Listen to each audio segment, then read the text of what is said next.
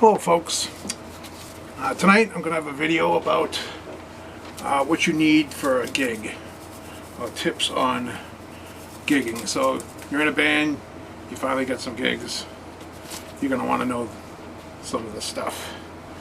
First of all, you need to scope the place out. See what kind of music. I mean, if it's a blues club, obviously it's going to be blues. But if you're in a cover band like I am, you're going to want to know what people like at that club. You might want to check out another band there.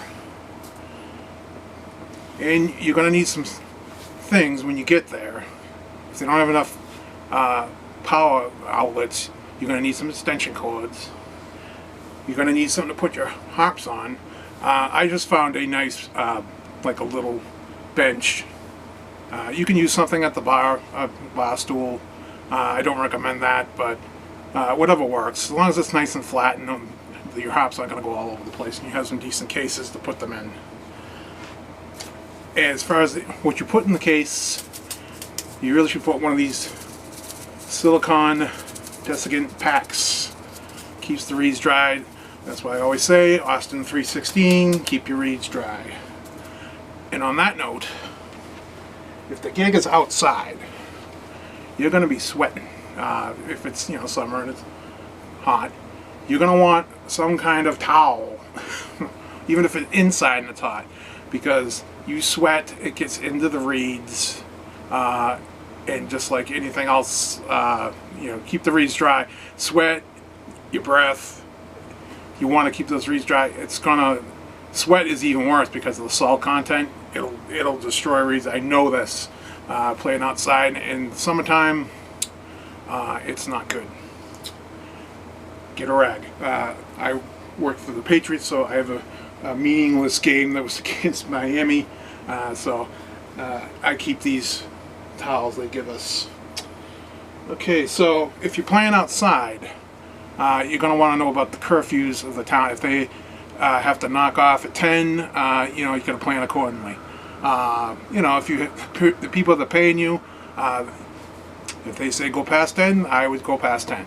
But usually, someone calls the cops and it gets broken up. Okay.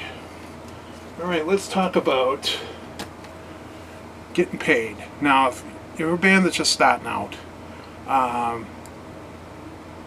you may want to, if they say we're going to give you the door, if you're just starting out, you may want to take it. But if you're an established band, do not get the door. We have unscrupulous nightclub owners. Paul's Steakhouse in Marshfield, are you listening? They double booked us one night. What they did was they have a upstairs and a downstairs. They booked us upstairs and charged a cover for a band that was downstairs. So actually, no, I'm sorry, they charged the cover to go upstairs. Well, if you would have a free band downstairs, you're not going to pay a cover to go upstairs and see us.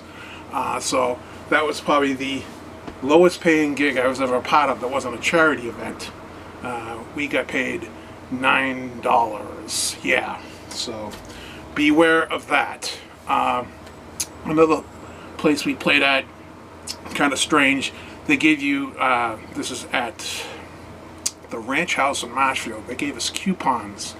So the way that works was they give you what looks like Monopoly money with your band name on it, and they book 3 bands that night, and they give whatever people you bring, you give out the things, and how many people you bring in, that's what they pay you.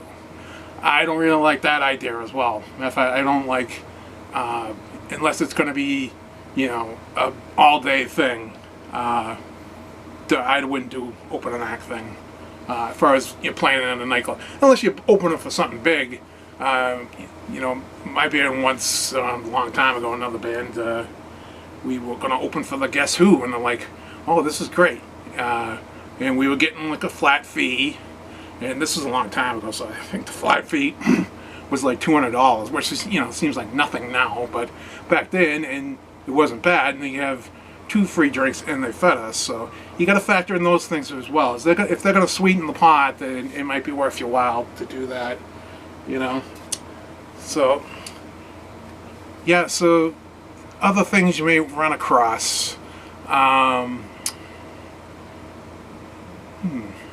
to think now. Let's take a look at some equipment. Oh yeah, the set list. The set list. Get this ahead of time if you can. You should have it ahead of time. Don't try. If you try to make it up the day of, it's probably not a good idea. You want to, if you're the harmonica player, you want to mark the keys on it. What I used to do is I mark the key of the song, and then I try to do cross-off in my head, and you know, I'm probably right 85% of the time. So what I do now is I do the cross-off. I just mark the hop key. It's a lot easier. Trust me, you're just going to confuse yourself. Just mark the hop key on the songs, and you'll be much better off. Okay, so I think that's about it. Anybody has any more suggestions, please put them in the comments. Like I said, this is stuff that is based on my experience playing in bars for, you know, off and on since, you know, at least the early 90s. So, you know, I'm doing this a while, so if I can help you guys just avoid a few pitfalls, that'd be great. Oh, and one thing I wanted to talk about too, and this has more to do with being in the band that does a gig, but it relates. If you play in a band, people have huge guitar amplifiers, and it's crazy.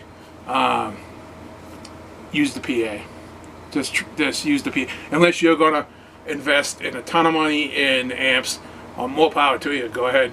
But if I would not, I'm not gonna do that. I'm gonna play through the PA, and I'm gonna insist play through the PA. And if they say no, then what you're gonna do is you're gonna play, and don't try to blow your hops out to make it louder, because that's what I used to do. And you used to blow out hops all the time. It's not a good thing. It costs you money.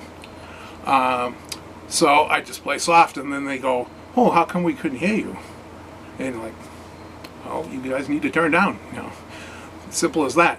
But if you're playing in a huge, you know, rock cover band with Marshall stacks and all that, play through the PA.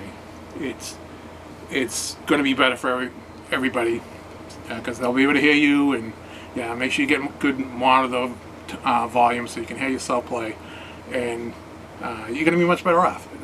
It's just as simple as that. Okay, I don't think I have anything else for you guys.